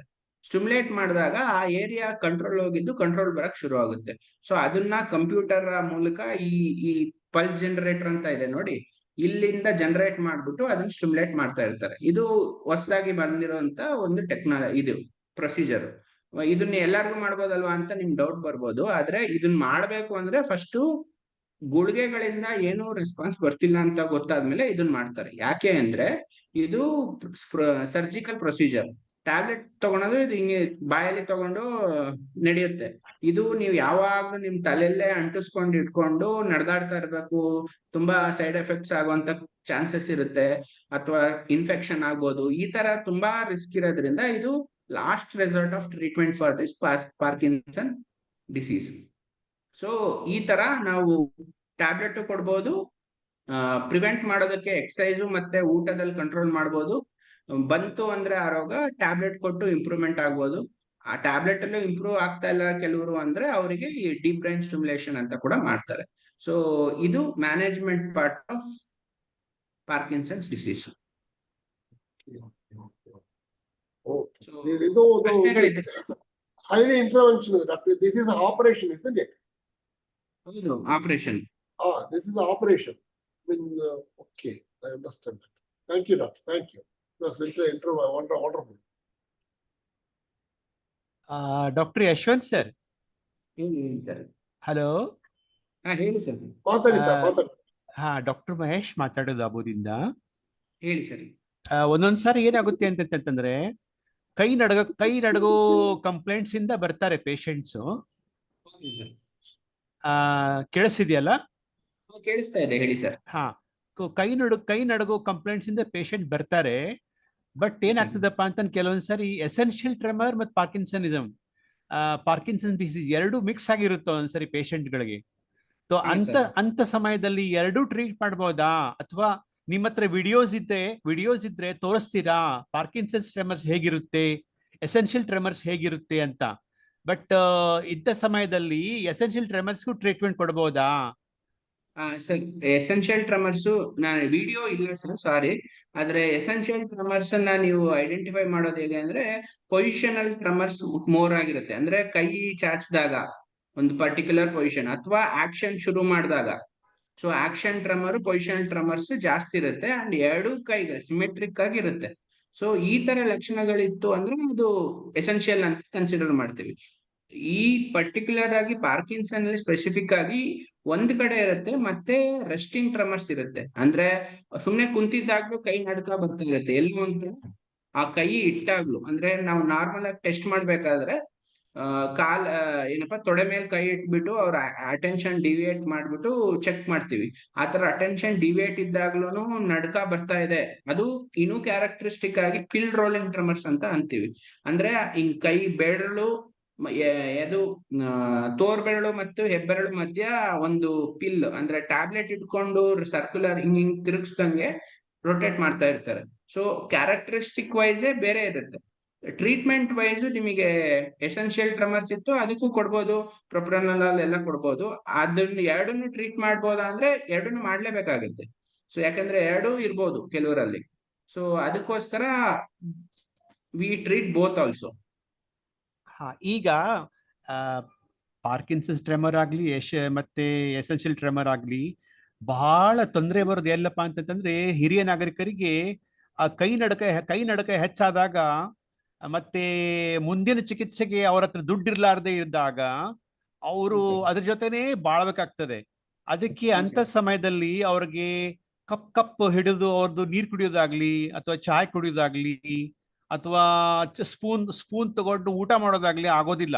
ಸೊ ಅಂತ ಸಮಯದಲ್ಲಿ ಅಥವಾ ಅವ್ರಿಗೆ ಪ್ರತಿದಿನ ಏನ್ ಆಕ್ಟಿವಿಟಿ ಇರುತ್ತಲ್ಲ, ಸ್ನಾನ ಮಾಡೋದಾಗ್ಲಿ ಅಥವಾ ಮಗ್ಗೆತ್ಕೊಂಡು ನೀರ್ ಹಾಕೊಳ್ಳೋದಾಗ್ಲಿ ಇವೆಲ್ಲ ಆಗೋದಿಲ್ಲ. ಇಂಥ ಸಮಯದಲ್ಲಿ ಯಾವ್ದಾದ್ರು ಅಸಿಸ್ಟಿವ್ ಡಿವೈಸ್ ನಿಮಗೆ ಕಾಂಟ್ಯಾಕ್ಟ್ ಇರತಕ್ಕಂಥದ್ದು ಇದೆಯಾ ಅಂತಂದ್ರೆ ಈ ಅಸಿಸ್ಟಿವ್ ಡಿವೈಸ್ ಯೂಸ್ ಮಾಡೋದ್ರಿಂದ ಅವರು ತಮ್ಮ ದೈನಂದಿನ ಚಟುವಟಿಕೆಗಳನ್ನ ಈಸಿಯಾಗಿ ಮಾಡ್ಬೋದು. ಬ್ರಷ್ ಮಾಡೋದಾಗ್ಲಿ, ಸ್ಪೂನ್ ಇಂದ ತಿನ್ನೋದಾಗ್ಲಿ, ಬರೆಯೋದಾಗ್ಲಿ, ಸೈನ್ ಮಾಡೋದಾಗ್ಲಿ, ಇವೆಲ್ಲ ಮಾಡ್ಬೇಕಾತಂತಂದ್ರೆ ಏನಾದ್ರೂ ಅಸಿಸ್ಟಿವ್ ಡಿವೈಸ್ ನಿಮ್ಮ ಹತ್ರ ಇತ್ತು ಅಂತಂದ್ರೆ ಅದದು ಲಿಂಕ್ ಆಗ್ಲಿ, ವೆಬ್ಸೈಟ್ ಲಿಂಕ್ ಆಗ್ಲಿ, ಅಥವಾ ಯಾವುದೇ ಡಿವೈಸ್ ಬೆಂಗಳೂರಲ್ಲಿ ಅವೈಲೇಬಲ್ ಇತ್ತು ಅಂತಂದ್ರೆ ಅದನ್ನ ಸ್ವಲ್ಪ ಎಲ್ಲರಿಗೂ ತಿಳಿಯುವಂಗೆ ಹೇಳ್ತೀರಾ?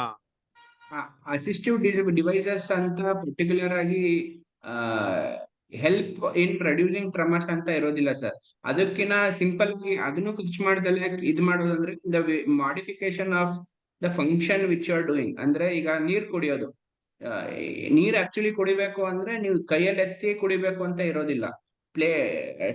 ಲೋಟದಲ್ಲೋ ಅಥವಾ ಇದ್ರಲ್ಲೋ ಇಟ್ಟು ಈವನ್ ಸ್ಟ್ರಾ ಯೂಸ್ ಮಾಡಿ ಕುಡಿಯೋದು, ಈ ತರ ಮೆಥಡಾಲಜಿ ಯೂಸ್ ಮಾಡಿ ಅದನ್ನ ತೊಂದರೆನ ಕಡಿಮೆ ಮಾಡುವುದು.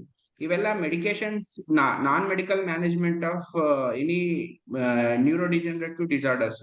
ಅದರಲ್ಲಿ ನೀವ್ ಹೇಳ್ದಂಗೆ ಸೈನ್ ಸಿಗ್ನೇಚರ್ ಮಾಡಕ್ಕಾಗಲ್ಲ ಅಂದ್ರೆ when the disease has started in the mild or moderate stage ಅಲ್ಲೇ ಆಲ್ರೆಡಿ ನೀವು ಸಿಗ್ನೇಚರ್ ಬದಲು ತಂಪು ಇಂಪ್ರಿಂಟ್ ಕೊಡಿಸ್ತೀವಿ. ಅದು ಇಲ್ಲ ಅಂದ್ರೆ ಇವ್ರ ಸಿಗ್ನೇಚರ್ ಈ ಕಾಯಿಲೆ ಇದೆ ಅಂತ UDID ಮಾಡ್ಬಿಟ್ಟು ಅದರಿಂದ ಯಾರಾದ್ರೂ ಬೇರೆಯವರು ಆ ಪಾರ್ಟಿ ಆ ಸಿಗ್ನೇಚರ್ ಅನ್ನ ಇದು ಮಾಡೋದಕ್ಕೂ ಕೂಡ ಫೆಸಿಲಿಟೇಟ್ ಮಾಡಬಹುದು. ಪರ್ಟಿಕ್ಯುಲರ್ ಟ್ರೆಮರ್ಸ್ ಅನ್ನು ಕಡಿಮೆ ಮಾಡೋದಕ್ಕೆ ಅಸಿಸ್ಟಿವ್ ಡಿವೈಸಸ್ ಯಾವುದು ಸದ್ಯದಲ್ಲಿ ಅಪ್ರೂವ್ಡ್ ಯಾವುದು ಇಲ್ಲ ಸರ್.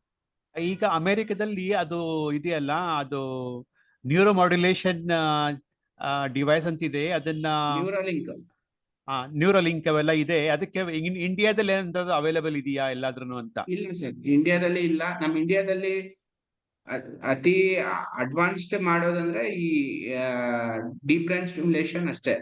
ಆ ನ್ಯೂರಲಿಂಕ್ ಕೂಡ FDA ಅಪ್ರೂವ್ಮೆಂಟ್ ಏನು ಬಂದಿಲ್ಲ ಪಾರ್ಕಿನ್ಸನ್ ಟ್ರೆಮರ್ಸ್ ಕಡಿಮೆ ಮಾಡೋದಕ್ಕೆ ಅಥವಾ ಏನಕ್ಕೂ. ಮತ್ತೆ ಇವಿಗೆ ಪಾರ್ಕಿನ್ಸನ್ಸ್ ರೋಗ ಇರೋರು, ಎಸೆನ್ಷಿಯಲ್ ಟ್ರೆಮರ್ ಇರೋರಿಗೆ ಫಿಸಿಯೋಥೆರಪಿ ಆಕ್ಟಿವಿಟಿ ಕೆಲವೊಂದು ಏನಾದ್ರೂ ನಿಮಗೆ ಗೊತ್ತಿತ್ತು ಅಂತಂದ್ರೆ ಗೈಡ್ ಮಾಡ್ತೀರಾ? ಅಂದ್ರೆ ಫಾರ್ ಎಕ್ಸಾಂಪಲ್, ಒಂದ್ ಎಕ್ಸಾಂಪಲ್ ಅಂತಂದ್ರೆ ಒಂದು ಎರಡು ಬೆರಳುಗಳಿಂದ ಪೆನ್ ಹಿಡಿದು ಅದನ್ನ ರೌಂಡ್ ಆಗಿ ಹಾಕ್ತಾ ಹೋಗೋದು ಗೆರೆ ಹಾಕ್ತಾ ಹೋಗೋದು, ಅದನ್ನ ಅಭ್ಯಾಸ ಮಾಡೋದು 15-20 ನಿಮಿಷ. ಅದರಿಂದ it increase strength of the muscle and balance also ಅಂತ ನಾನು ತಿಳ್ಕೊಂಡಿದ್ದೀನಿ. Yes sir. ಸೊ ಬೇಸಿಕಲಿ ಇಲ್ಲಿ ಪ್ರಾಬ್ಲಮ್ ಏನಾಗ್ತಾ ಇರುತ್ತೆ ಅಂದ್ರೆ, ಒಂದು ಗ್ರೂಪ್ ಆಫ್ ಮಸಲ್ಸ್ ಆಕ್ಟ್ ಮಾಡೋದಕ್ಕೆ ಹೋಗ್ತಾ ಇರುತ್ತೆ, ಇನ್ನೊಂದು ಗ್ರೂಪ್ ಅದ್ರ ಆಪೋಸಿಟ್ ಕೆಲಸ ಮಾಡ್ತಾ ಇರುತ್ತೆ ಮಸಲ್ಸ್. ಈ ಪಾರ್ಕಿನ್ಸನ್ ಅಲ್ಲಿ ಏನಾಗುತ್ತೆ ಅಂದ್ರೆ ಆ ಸಿಂಕ್ರೋನಿ ಅನ್ನೋದು ಸ್ವಲ್ಪ ಕಡಿಮೆ ಆಗುತ್ತೆ. ಈ ಮಸಲ್ ಸ್ಟ್ರೆಂತ್ ಈಗ ಯಾವುದೇ ಒಂದು ಕಾಯಿಲೆ ಇದ್ರೂನು 100% ಪ್ರಾಬ್ಲಮ್ ಇರಲ್ಲ, ಏನೋ 20% 30% ಪ್ರಾಬ್ಲಮ್ ಇರುತ್ತೆ. ಆದ್ರೆ ನಾವು ಆ ಮಿಕ್ಕಿದ 70% ಅಥವಾ 80% ಹೇಗೆ ಉಪಯೋಗ ಮಾಡ್ತೀವಿ ಅನ್ನೋದ್ರ ಮೇಲೆ ನೆಕ್ಸ್ಟ್ ಪ್ರೋಗ್ರೆಷನ್ ಅನ್ನೋದು ಡಿಸೈಡ್ ಆಗುತ್ತೆ. ಸೊ ಇಲ್ಲಿ ನಾವು ಬರೆಯೋಕೆ ಬರಲ್ಲ ಅಂತ ನಾವು ಫುಲ್ ಬಿಟ್ವಿ ಅಂದ್ರೆ restricting the environment for that function. So ಅದಕ್ಕೆ ಸರ್ಕಲ್, ಆರ್ಕಿಮಿಡೀಸ್ ಸರ್ಕಲ್ ಅಂತ ನಾವು ರೆಗ್ಯುಲರ್ ಆಗಿ ಚೆಕ್ ಮಾಡ್ಬೇಕಾದ್ರೆ ಮಾಡ್ತೀವಿ. ಸೊ ನೀವು ಯಾವುದೇ ಮೂವ್ಮೆಂಟ್ ಅನ್ನು ಮಾಡೋದಕ್ಕೆ ರಿಪೀಟೆಡ್ ಆಗಿ ಮಾಡ್ತಾ ಇದ್ರಿ ಅಂದ್ರೆ, ಒಂದು ಅದು ಆ ಮೆಮೊರಿ ತರ ಏನ್ ಫೀಡ್ ಆಗಿರುತ್ತೆ ಅದು ಕಂಟಿನ್ಯೂ ಆಗುತ್ತೆ, ಮತ್ತೆ ಆ ಫಂಕ್ಷನ್ ಇಷ್ಟು ಮಾಡ್ಬೋದು ಅಂತ ನಿಮಗೂ ಕಾನ್ಫಿಡೆನ್ಸ್ ಬಂದು your quality of life will improve.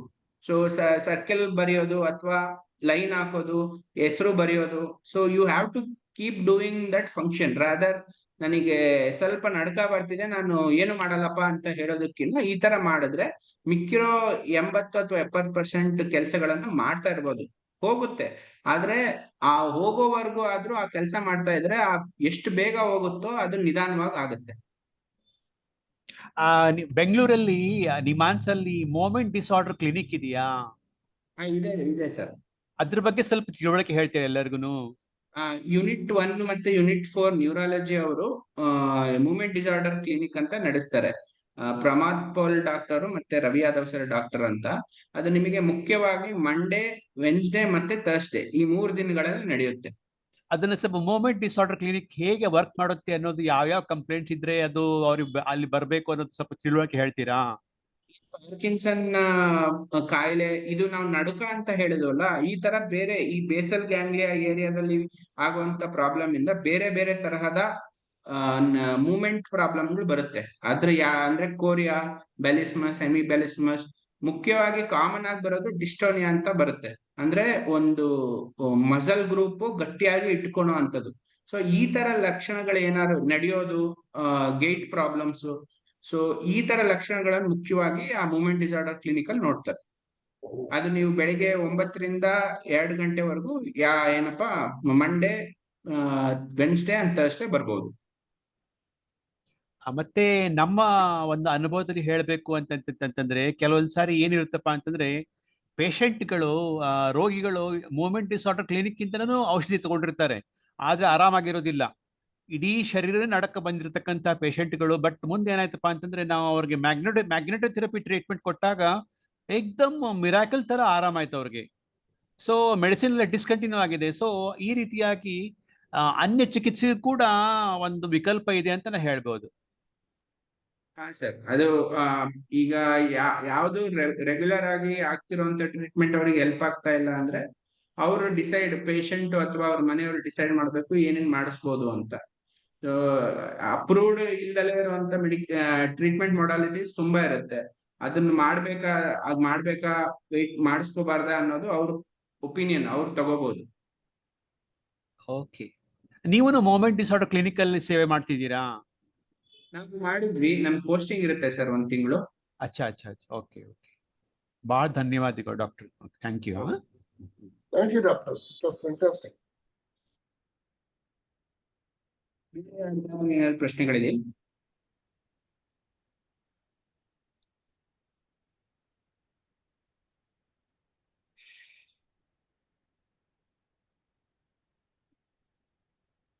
Movement disorder, Parkinson ಒಂದೇ ಡಾಕ್ಟರ್ ಬೇರೆ ಬೇರೆ ಡಿಸೀಸ್ ಡಾಕ್ಟರ್? ಮೂವ್ಮೆಂಟ್ ಡಿಸಾರ್ಡರ್ ಅದು ನಿಮ್ಮ ಕೈ ಕಾಲು ಆಡ್ಸೋ ವಿಧಾನದಲ್ಲಿ ಏನೇ ಏರಿಳಿತ ಆದ್ರೂ ಅದು ಮೂವ್ಮೆಂಟ್ ಡಿಸಾರ್ಡರ್ ಅಂತ ಕರೀತಾರೆ ಸರ್. ಅದೇ ಅದ್ರಲ್ಲಿ ಒಂದು ಭಾಗ ನಡುಕದಿಂದ ಆಗುವಂತ ಪಾರ್ಕಿನ್ಸನ್. ಓಹೋ, ಒಂದು ಭಾಗ ಪಾರ್ಕಿನ್ಸನ್. ಸರ್, ಬೇರೆ ತುಂಬಾ ಕಾಯಿಲೆಗಳಿರುತ್ತೆ ಮೂವ್ಮೆಂಟ್ ಡಿಸಾರ್ಡರ್ ಅಲ್ಲಿ ಕೆಳಗಡೆ. ಹೌದಾ? ಅದು ಬ್ರೈನ್ ಅಫೆಕ್ಟ್ ಆಗೋದಿಲ್ಲ ಅಲ್ವಾ? ಬ್ರೈನ್ ಎಫೆಕ್ಟ್ ಆದ್ರೇನೆ ಈ ಪ್ರಾಬ್ಲಮ್ಗಳು ಬರೋದು. ಅದು ಮುಖ್ಯವಾಗಿ ಬೇಸಲ್ ಗ್ಯಾಂಗ್ಲಿಯಾ ಅಂತ ಈ ಇಮೇಜ್ ಅಲ್ಲೇ ಕಾಣಿಸ್ತಾ ಇದೆ ನೋಡಿ. ಈ ಭಾಗ ಗ್ಲೋಬಸ್ ಪಲಿಡಸ್, ಸಬ್ಥಾಲಾಮಿಕ್ ನ್ಯೂಕ್ಲಿಯಸ್, ಸಬ್ಸ್ಟಾನ್ಷಿಯಾ ನೈಗ್ರಾ, ಈ ಭಾಗಗಳ ಎಫೆಕ್ಟ್ ಆದಾಗ ಬರುವಂತದ್ದು movement disorder problems. Speech affect ಆಗುತ್ತದ ಡಾಕ್ಟರ್? ಸ್ಪೀಚ್ ಅನ್ನೋದು ಕೂಡ ನಮ್ಮ ಒಂದು ಮೂವ್ಮೆಂಟ್ ಅಲ್ವಾ ಸರ್? ನಮ್ಮ ಬಾಯಿನ ಮೂವ್ಮೆಂಟ್ ಮಾಡ್ಬೇಕು, ನಾಲ್ಗೆ ಮೂವ್ಮೆಂಟ್ ಮಾಡ್ಬೇಕು. ಅದು ತುಂಬಾ ಡಿಲೇ ಆಗಿ ಅಫೆಕ್ಟ್ ಆಗುತ್ತೆ, ಬಟ್ ಅಫೆಕ್ಟ್ ಆಗೇ ಆಗುತ್ತೆ. ಓಹೋ, thank you doctor, thank you. Gayatri sir ಏನೋ ಕೇಳ್ಬೇಕು, ಹೇಳಿ ಮೇಡಮ್. ಕೇಳಿ ಮಾ ಗಾಯತ್ರಿ ಅವರೇ ಕೇಳ್ಬಾ, ಅನ್ಮ್ಯೂಟ್ ಮಾಡಿ ಕೇಳಿ ಮಾ ಗಾಯತ್ರಿ ಅವರೇ. ಗಾಯತ್ರಿ ಸರ್ ಅವರೇ ಅನ್ಮ್ಯೂಟ್ ಮಾಡಿ ಮಾ.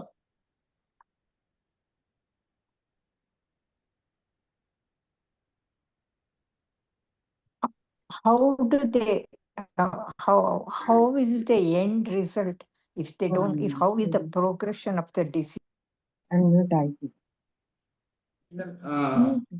Up to it depends on the way motor symptoms ಇಂದ ಬಂದಿರೋದ ಶುರುವಾಗಿದೆಯಾ, ನಾನ್ ಮೋಟಾರ್ ಇಂದ ಶುರುವಾಗಿದೆಯಾ, ಅದ್ರ ಮೇಲೆ ಡಿಪೆಂಡ್ ಆಗುತ್ತೆ. ನೀವು ಓವರ್ ಆಲ್ ವಿತೌಟ್ ಟ್ರೀಟ್ಮೆಂಟ್ ಕೇಳಿದ್ರೆ 5 to 10 years, with treatment you can extend up to 12 years ವರೆಗೂ ಎಕ್ಸ್ಟೆಂಡ್ ಮಾಡ್ಬೋದು. ರಿಜಿಡಿಟಿನೂ ಇರುತ್ತಲ್ವಾ? ಕೆಲವರಿಗೆ ರಿಜಿಡಿಟಿ ಟ್ರೆಮರ್ಸ್ ಎರಡು ಇರುತ್ತೆ, ಕೆಲವರಿಗೆ only rigidity ಇರುತ್ತೆ. ಟ್ರಾಪ್ ಅಂತ ನಾವು ನೆನ್ಪಿಟ್ಕೊಳೋದಾದ್ರೆ ಟ್ರಾಪ್, TRAP 4 ಲಕ್ಷಣಗಳು ಕಾಣಿಸ್ಬೋದು ಮುಖ್ಯವಾಗಿ.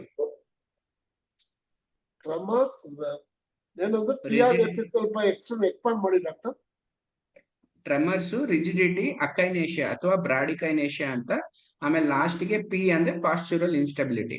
ಓ, postural instability. Thank you doctor. Hello, ಹೇಳಿ ಮಾ. ಇವಾಗ ಬ್ಯಾಡ್ ಪ್ರೋಟೀನ್ಸ್ ಅಂತ ಹೇಳಿದ್ರಲ್ಲ, ಅದು ಡೆಪಾಸಿಷನ್ ಇಂದ ಇದು ಸ್ಟಾರ್ಟ್ ಆಗುತ್ತೆ ಟ್ರೆಮರ್ಸ್ ಅಂತ. So what are the food or items which has bad proteins which we can avoid? Food ಅಲ್ಲಿ ಬರುವಂತ ಪ್ರೋಟೀನ್ಸ್ ಅಲ್ಲ ಇವು, ಇದು ನಮ್ ಬ್ರೈನ್ ಅಲ್ಲೇ ಇರುವಂತ ಪ್ರೋಟೀನ್ಸ್. ಅದು ಅತಿ ಹೆಚ್ಚಾಗಿ ಶೇಖರಣೆ ಆಗೋದು ಅಥವಾ ಶೇಖರಣೆ ಆಗಿರೋದನ್ನ ತೆಗೆಯುವಂತ ಕೆಪಾಸಿಟಿ ಕಳ್ಕೊಂಡಾಗ ಅದು ಸ್ಟೋರೇಜ್ ಜಾಸ್ತಿ ಆಗುತ್ತೆ. ಸೊ ಇದು ನಾವು ಆಹಾರದಿಂದ ತಿಂದಿ ಬರುವಂತ ಪ್ರೋಟೀನ್ ಅಲ್ಲ. ಅದ್ ಯಾವ್ದಕ್ ಆ ತರ ಡೆಪಾಸಿಟ್ ಆಗುತ್ತೆ bad proteins? Depending on our genetic genetic ಅಂತ ಕೆಲವು ಪೇಷಂಟ್ಸ್ ಅಲ್ಲಿ ಜೆನೆಟಿಕ್ ಆಗಿರ್ಬೋದು. ಅಂಡ್ ಜೆನೆಟಿಕ್ ಇತ್ತು ಅಂದ್ರೆ ಅದು ಅರ್ಲಿ ಏಜಸ್ ಅಲ್ಲೇ ಬಂದ್ಬಿಡುತ್ತೆ. ಸ್ಪೊರಾಡಿಕ್ ಪಾರ್ಕಿನ್ಸನ್ ಅಂತಾನು ಕರಿತೀವಿ. ಈ ಸ್ಪೊರಾಡಿಕ್ ಪಾರ್ಕಿನ್ಸನ್ ಬರೋದಕ್ಕೆ ಕಾರಣಗಳು ತುಂಬಾ ಇರುತ್ತೆ. ಅದೇ ರಿಸ್ಕ್ ಫ್ಯಾಕ್ಟರ್ಸ್ ನಾನು ಇಲ್ಲಿ ತೋರಿಸಿದ್ ನಿಮಗೆ. ಸೊ ಎಲ್ಲಿ ಈ ತರ ಅದಕ್ಕೆ ಪ್ರಿವೆನ್ಷನ್ ಏನು ಮಾಡಕ್ಕಾಗಲ್ಲ. ಪ್ರಿವೆನ್ಷನ್ ಮಾಡೋದಂದ್ರೆ ಈ ರಿಸ್ಕ್ ಫ್ಯಾಕ್ಟರ್ಸ್ ಕಡಿಮೆ ಮಾಡಿ. ಯಾವ್ದನ್ನ ಕಮ್ಮಿ ಮಾಡ್ಬೇಕು? ರಿಸ್ಕ್ ಫ್ಯಾಕ್ಟರ್ಸ್ ಇದೆಯಲ್ಲ ಮೇಡಮ್, ಅದೇ ತಲೆಗೆ ರಿಪೀಟೆಡ್ ಆಗಿ ಏಟಾಗೋದು, ಅಥವಾ ನೀವು ಮನಸ್ಸಿಗೆ ಸ್ಟ್ರೆಸ್ ತಗೊಳೋದು, ಫುಡ್ ಕನ್ಸಂಪ್ಷನ್ ಅಲ್ಲಿ ಡೈರಿ ಕಂಟೆಂಟ್ ಜಾಸ್ತಿ ಇರೋದು. Okay. Cigarette smoking, cigarette smoking ಅಂತದ್ದನ್ನೆಲ್ಲ ಸ್ಟ್ರೆಸ್ ಕಮ್ಮಿ ಮಾಡ್ಬೇಕು ಅದೆಲ್ಲ. Okay, I understood, got it. So ಇದು ಇದರಲ್ಲಿ doctor, you have mentioned coffee doctor. ನೀವು ಕಾಫಿ ಸೊ ಮಾಡಿದ್ದಾರೆ. ಇಲ್ಲಿ ಸಿಗರೆಟ್ ಸ್ಮೋಕಿಂಗ್ ಅನ್ನೋದು ರಿಸ್ಕ್ ಫ್ಯಾಕ್ಟರ್ ಅಲ್ಲ ಈ ಕಾಯಿಲೆಗೆ. ಹಾ it is a protective factor. Caffeine ಕಮ್ಮಿ ಮಾಡ್ಬೇಕು. ನೀವು ಸಿಗರೆಟ್ ಸೇದಿದ್ರೆ ಈ ಪಾರ್ಕಿನ್ಸನ್ ಕಾಯಿಲೆ ಬರೋದು ಕಡಿಮೆ ಆಗುತ್ತೆ ಅಂತ ರಿಸರ್ಚ್ ಹೇಳಿದೆ. ಹಾಗಂತ ನೀವು Caffeine- ಸಿಗರೆಟ್ ಹಲೋ ಹೇಳಿ ಡಾಕ್ಟರ್ ಹೇಳಿ. ಹಾಗಂತ ಸಿಗರೆಟ್ ಸೇದ್ತೀರಾ ಅಂದ್ರೆ ಬೇರೆ ಕಾಯಿಲೆಗಳು ಬರುತ್ತೆ. ರಿಸರ್ಚ್ ಅಲ್ಲಿ ಸಿಗರೆಟ್ ಸೇದೋದ್ರಿಂದ ಪಾರ್ಕಿನ್ಸನ್ ಕಡಿಮೆ ಆಗಿದೆ ಅಂತ ತೋರಿಸಿದೆ. ಓಹೋ, ಪಾರ್ಕಿನ್ಸನ್ ಕಾಯಿಲೆಗೆ ಬೇರೆ ಬೇರೆ ಕಾಯಿಲೆ ಬರುತ್ತೆ. ಹಾ ಗೊತ್ತಾಯ್ತು ಡಾಕ್ಟರ್. ಸೊ ಪಾರ್ಕಿನ್ಸನ್ ಕಡಿಮೆ ಆಗುತ್ತದೆ ಇದು cigarette smoking. And also caffeine will reduce Parkinson's. Caffeine intake. So, Reasonable extent. ಯಾವುದೇ ಆದ್ರೂ ಇತಿಮಿತಿಯಲ್ಲಿ ಮಾಡ್ಬೇಕಾಗುತ್ತೆ. ಆಯ್ತು, ಅರ್ಥ ಆಯ್ತು. Sir, Thank can you you, doctor. comment on plasma urate levels, please? Plasma urate has a negative association. So the reason they have not explained, but if there is little bit elevated above the level plasma urate level, it has shown to reduce the chance of getting Parkinson disease. ಇದೇ ಕಾರಣದಿಂದ ಈ ತರ ಆಗುತ್ತೆ ಅಂತ ಎಲ್ಲೂ explain ಮಾಡಿಲ್ಲ sir. And what about psychological state? Psychological conditions Physical state cause ಅಂದ್ರೆ stress, Parkinson. Depression ಮತ್ತೆ ಸ್ಟ್ರೆಸ್, ಆಂಗ್ಸೈಟಿ ಇದೆಲ್ಲ ತುಂಬಾ ಜಾಸ್ತಿ ದಿನ ಅನ್ಟ್ರೀಟೆಡ್ ಇತ್ತು ಅಂದ್ರೆ ಅದರಿಂದ ನಮ್ಮ ಬ್ರೈನ್ ಅಲ್ಲಿ ಆಗುವಂತ ಚೇಂಜಸ್ ಇಂದ ಪಾರ್ಕಿನ್ಸನ್ ಕಾಯಿಲೆ ಬರುವಂತ ಚಾನ್ಸಸ್ ಇದೆ ಅಂತ ಹೇಳಿದ್ದಾರೆ. Thank you. Thank you, doctor. Thank you.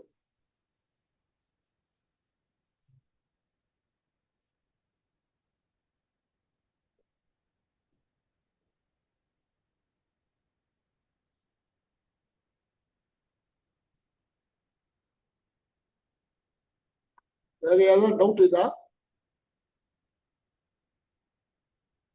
Hello. Dr. Yashwant ಇನ್ನೊಂದು ವಿಷಯ ಶೇರ್ ಮಾಡಬೇಕು. Now the research has shown, epidemiological research ಏನ್ ಹೇಳ್ತಿದೆಯಪ್ಪ ಅಂತಂದ್ರೆ ಪಾರ್ಸೀಸ್ ಇದ್ದಾರಲ್ಲ, Parsis, they have a more prevalence of Parkinson's disease. Parsis. Okay. Okay. This is a particular set, particular group of people. Yes, like belonging to that Parsi community. Parsi community. Just I wanted to know your feedback on this. So ನಮ್ಮ ದೇಶದಲ್ಲಿ Parsi community ಇರ್ಬೋದು, ಅಥವಾ US ಅಲ್ಲಿ Jewish community, ಅಥವಾ African American community, ಈ ತರ because of their genetic buildup, these are all predominantly genetically inbred groups. There is no genetic dilution as of now, but so this is a prevalence ಈ ಊರಲ್ಲಿ ಜಾಸ್ತಿ ಕಾಣಿಸಿದೆ ಅಂತ ಹೇಳ್ತಾ ಇದ್ದಾರೆ. But particularly ಇದೇ ಕಾರಣದಿಂದ ಅಥವಾ ಇದೇ ಜೆನೆಟಿಕ್ ಫ್ಯಾಕ್ಟರ್ ಇಂದ ಆಗಿದೆ ಅಂತ ಇನ್ನೂ ಗೊತ್ತಾಗಿಲ್ಲ. ಸೊ ಫ್ಯೂಚರ್ ಅಲ್ಲಿ ಗೊತ್ತಾಗ್ಬೋದು. ಸೊ ಆ ತರ ಗೊತ್ತಾಯ್ತು ಅಂದ್ರೆ ಅದನ್ನ ನಾವು ಮಾರ್ಕರ್ ಆಗಿ ಯೂಸ್ ಮಾಡಿ ಯಾರಲ್ಲಿ ಈ ಫ್ಯಾಕ್ಟರ್ ಇದೆಯೋ ಅವರಿಗೆ ಪಾರ್ಕಿನ್ಸನ್ ಬರುವಂತ ಚಾನ್ಸಸ್ ಜಾಸ್ತಿ ಇರಬಹುದು. ಅದಕ್ಕೆ ನೀವು ಪ್ರೊಟೆಕ್ಟಿವ್ ಫ್ಯಾಕ್ಟರ್ಸ್ ಗಳನ್ನ ಜಾಸ್ತಿ ಇದ್ ಮಾಡಿ ಅಂತ ಹೇಳ್ಬೋದು. ಏಷಿಯನ್ಸ್ ಜಾಸ್ತಿ ಬರುತ್ತಾ ಡಾಕ್ಟರ್ ಇದು? ಏನ್ ಹೇಳಿ ಸರ್? ಏಷಿಯನ್ಸ್ ಜಾಸ್ತಿ ಬರುತ್ತಾ? ಏಷಿಯನ್ಸ್ ನಾನ್ ಏಷಿಯನ್ಸ್ ಅಂತ ಸ್ಟಡಿ ಆಗಿಲ್ಲ ಸರ್. ಹೌದಾ? Okay doctor, thank you. ಅಂದ್ರೆ ನಿಮ್ಮ ಪ್ರಕಾರ Mediterranean diet is more beneficial for Parkinson's patients ಅಲ್ಲ? Not only Parkinson's disorder, any dementia also, any cognitive impairment also, it has shown better result. Mind diet ಅಂತ ಹೇಳ್ತಾರೆ, mind diet ಅಂತ.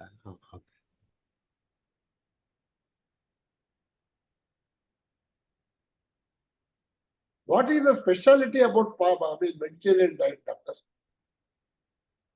Carbohydrates ಕಡಿಮೆ ಇರುತ್ತೆ, good fats ಜಾಸ್ತಿ ಇರುತ್ತೆ, ಮತ್ತೆ fibre content ಸ್ವಲ್ಪ ಜಾಸ್ತಿ ಇರುತ್ತೆ ಸರ್.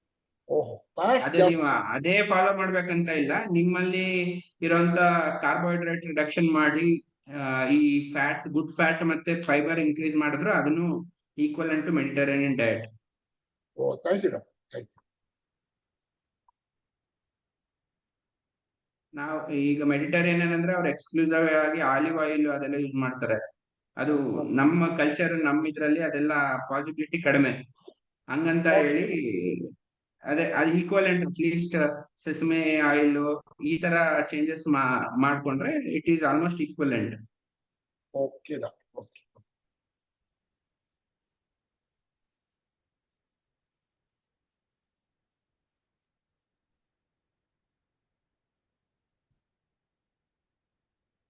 ಬೇರೆ ಯಾರಿಗೆ ಏನಾದ್ರು ಡೌಟ್ ಇದಾ?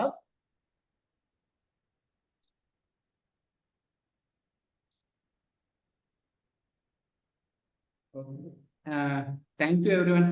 Linda madam. Madam. Thanks, Doctor, for your valuable speech on this. Diagnostic test ಅಂತ ಕೇಳಿದ್ದಾರೆ. ನಾನು ಹೇಳಿದ್ನಲ್ಲ ಡಯಾಗ್ನೋಸ್ಟಿಕ್ ಕ್ಲಿನಿಕಲ್ ಎಕ್ಸಾಮಿನೇಷನ್ ಮಾಡ್ಬಿಟ್ಟು ಕೆಲವು ಪೆಟ್ MRI ಅಲ್ಲಿ ಗೊತ್ತಾಗುತ್ತೆ. But majorly it is diagnosed with clinical test, not blood test ತರ ಏನೂ ಇಲ್ಲ. ಮತ್ತೆ ಸ್ಕ್ಯಾನ್ ಅಲ್ಲಿ ಕೆಲವು ಸತಿ ಐಡೆಂಟಿಫೈ ಮಾಡ್ಬೋದು. Okay okay okay okay. Clinical test ಏನೂ ಇಲ್ಲ, ನೀವು ಹೇಳಿದ್ದೀರಾ ಅದು ಕರೆಕ್ಟ್. ನೋಡೋದಷ್ಟೇ. ಇದು ಕ್ಲಿನಿಕಲ್ ಎಕ್ಸಾಮಿನೇಷನ್ ಮಾಡಬೇಕು. ಹೌದು. You have to do the clinical examination, sir. Only clinical examination will reveal about this Parkinson. There is no diagnostic test like blood test or something like that. ಆ ತರ ಏನೂ ಇಲ್ಲ ಈ ಸದ್ಯಕ್ಕೆ, ಬರ್ಬಹುದು ಮುಂದೆ. Only clinical examination. ಹೌದು. Thank you, doctor. It was very well explained, doctor. Thank you. Thank you. Thank you. Thank you, everyone. Thank you. Madam. Madam. Yes, hello. Thank you so much, Dr. Yashwant, for the very insightful and very comprehensive presentation. And thank you, everyone, the participants, for. Thank you, ma. Thanks, ma. It was very well explained. Everything was ತುಂಬಾ ಚೆನ್ನಾಗಿ ಮಾಡಿದ್ದೀರಿ doctor. Congratulations, doctor. ಚೆನ್ನಾಗಿದೆ ಅದು. Presentation was excellent, doctor. Thank you. Thank you. Thank you. God bless you, doctor.